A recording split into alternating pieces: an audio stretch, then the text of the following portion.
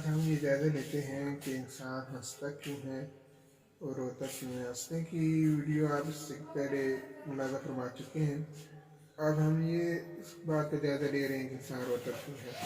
انسان اس لیے روتا ہے کہ جب اس کی خواہشات، اس کی تمنائیں پوری نہیں ہوتی تب بھی وہ روتا ہے۔ جب اس کو بہت زیادہ دکھ پہنچتا ہے تو تب بھی وہ روتا ہے۔ جب درد کا احساس بہت زیادہ ہو تو تب بھی اس کی آنکھوں سے آنسو نکل آتے ہیں۔ اور بعض دفعہ یہ بھی لمحات آتے ہیں کہ کسی وقت اسے بہت زیادہ خوشی ہو تو خوشی کے جذبات پر بھی وہ قابو نہیں رکھ سکتا اور وہ رونے لگ پڑتا ہے۔ اور یہی اس لیے کہا گیا کہ انسان جو ہے وہ ضعیف مخلوق ہے، خلق الانسان ضعیفہ، کہ یہ کمزور مخلوق پیدا کیا گیا ہے، اس لیے اس سے اس طرح کے جذبات جیسے ظاہر ہوتے ہیں۔ رونے کا جو معاملہ ہے یہ سب سے زیادہ مردوں کی نسبت عورتوں میں ہے، اور وہ چھوٹی چھوٹی باتوں پر بھی ان کے آنسو باہر نکل آتے ہیں، اس لیے انہیں صنف نازک بھی کہا جاتا ہے۔ اور شادی غمی کے واقع تو ہوئے ہی ہوئے، لیکن شادی کے موقع پر بھی اور ان کو رونا یاد آ جاتا ہے۔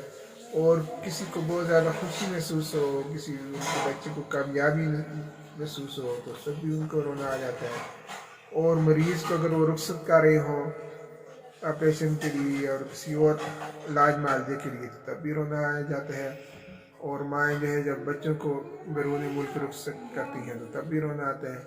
اور دوسری رونے والی جو مخلوق ہے وہ بچے ہیں، چھوٹی چھوٹی باتوں پر بھی وہ رونے لگ پڑتے ہیں، اور وہ ان کا رونا بعض دفعہ ایک لامتناہی سلسلہ ہوتا ہے، کیونکہ ان کی طرف دیکھ بھی لے تو تب بھی رو جاتے ہیں، اور کوئی چھوٹی سی چیز ان سے کچھ چھن جائے تو تب بھی روتے ہیں۔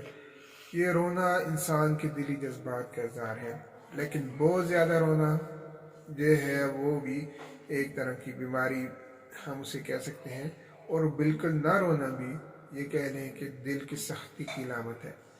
اس لیے اگر آپ کو کسی موقع پر رونا آتا ہے تو اس میں چیخ و پکار اور اس میں فریادیں لگانا اور دہائیں دینا یہ اگرچہ یہ مناسب نہیں ہے، لیکن آنسوؤں کے ذریعے جذبات کا اگر اظہار ہو جائے تو اس میں کوئی ایسی بات نہیں ہے۔ البتہ چھوٹی چھوٹی باتوں پر رو جانا اور پھر یہ سلسلہ ختم ہی نہ ہونا، یا کسی کو کوئی غم لاحق ہو جائے تو پھر اس کے بعد اس صبر کا دامن وہ چھوڑ دے اور وہ اپنے احساسات پر قابو نہ پا سکے تو اس سلسلے میں بھی اسے علاج معالجے کی ضرورت ہوتی ہے۔ ان ساری علامتوں کے لیے ہومیوپیتھک میں بہت اچھی میڈیسن موجود ہیں، غم کی بھی میڈیسن ہے، رونے کی بھی ہیں، ضدی بچوں کے لیے بھی ہیں، اور یہ پھر انشاءاللہ کسی موقع پر اس بارے میں تفصیل سے بات ہوگی۔